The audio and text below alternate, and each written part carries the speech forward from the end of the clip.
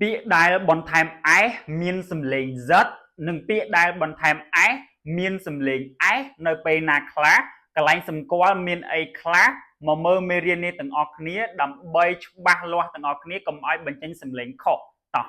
បាទជំរាបសួរបងប្អូនទាំងអស់គ្នាសូមស្វាគមន៍មកកាន់ Channel កេងរៀន English នៅក្នុងវីដេអូនេះខ្ញុំចែករំលែកចំណេះដឹងនិងគន្លឹះសំខាន់ក្នុងការសម្គាល់ពេលណាថែម s ទៅមានសំឡេង z ពេលណាថែម s ទៅមានសំឡេង s មេរៀននេះគឺមានសារៈសំខាន់ខ្លាំងមែនទែនសម្រាប់អ្នករៀនភាសាអង់គ្លេសបងប្អូនជួយ share ម្នាក់មួយចែករំលែកម្នាក់មួយទៅដើម្បីជាប្រយោជន៍ដល់អ្នករៀននិងដល់កូនកូនតោះឥឡូវមកមើលចំណុចសម្គាល់ជាមួយខ្ញុំទាំងអស់គ្នាអញ្ចឹងនៅក្នុង in plurals of words that end in f k p t t a ពេលបន្ថែម s នៅខាងមុខពាក្យនេះនៅខាងមុខព្យញ្ជនៈទាំងអស់នេះគឺ s មានសំឡេង s មិនមែនសំឡេង z មិនមែនសំឡេង z ទេចាំ5ពាក្យ5ព្យញ្ជនៈហ្នឹងគឺ f k p t t h ពេលដែលថែម s គឺវាមានសំឡេង s អញ្ចឹង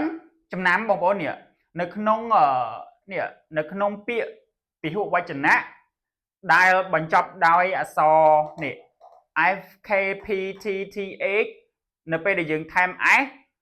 គឺវាមានសំឡេង s ឥឡូវមកមើលឧទាហរណ៍ជាមួយខ្ញុំទាំងអស់គ្នាបែងចែកឲ្យដាច់ example ឧទាហរណ៍នៅក្នុងពាក្យ chief ដល់ពេលយើងថែម s វាទៅជា plural ទៅជាពហុវចនៈគឺ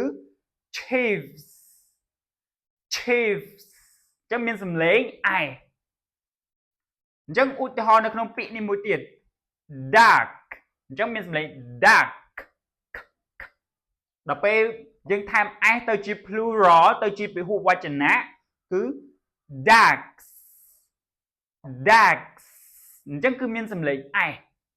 ឥឡូវមកមើលពាក្យនេះមួយទៀតពាក្យនេះគឺយើងអានថា cup ដល់ពេលទៅជា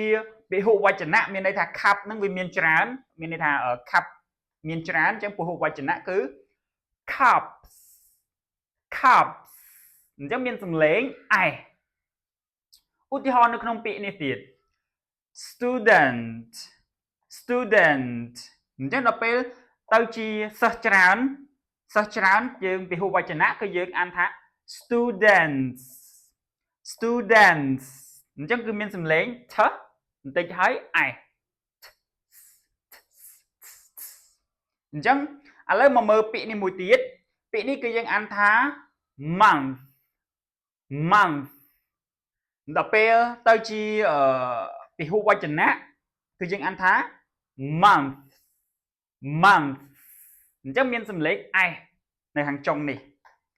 អញ្ចឹងមកមើលចំណុចសម្គាល់មួយទៀតនឹងពេល verb ប្រើជាមួយ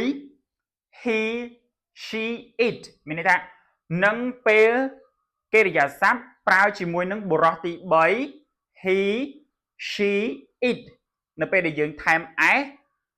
វានៅខាងមុខអក្សរ5ហ្នឹងក៏វាអត់មានសំឡេង z ដែរវាមានសំឡេង s កន្លែងនេះអញ្ចឹងឥឡូវមកមើលឧទាហរណ៍ example ឧទាហរណ៍ he laughs អញ្ចឹងគឺមានសំឡេង s ផងមានសំឡេងf ផងនិងមានសំឡេង s ផងកន្លែង gh នេះគឺវាមានសំឡេង f នេះgh ហ្នឹងគឺនៅខាងចុងហ្នឹងគឺមានសំឡេង f អញ្ចឹងមកមើលពាក្យនេះ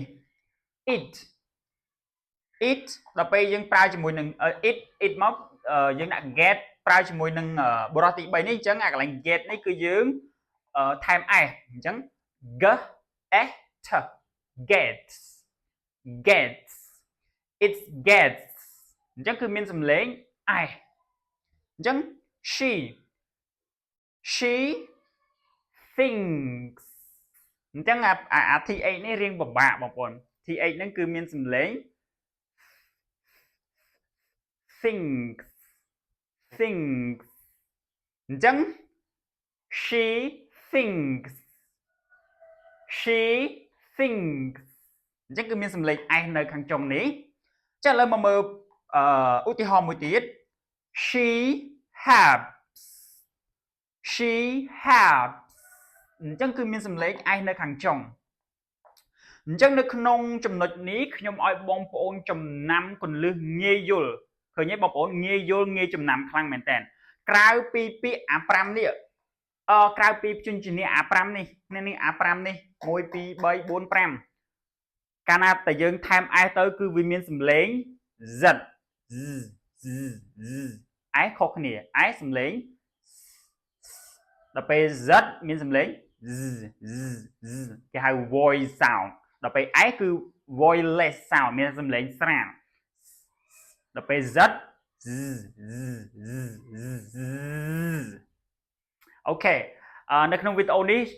មានប្រយោជន៍ខ្លាំងមែនទែនសម្រាប់បងប្អូនហើយវីដេអូក្រោយខ្ញុំនឹងបង្ហាញពីសំឡេង z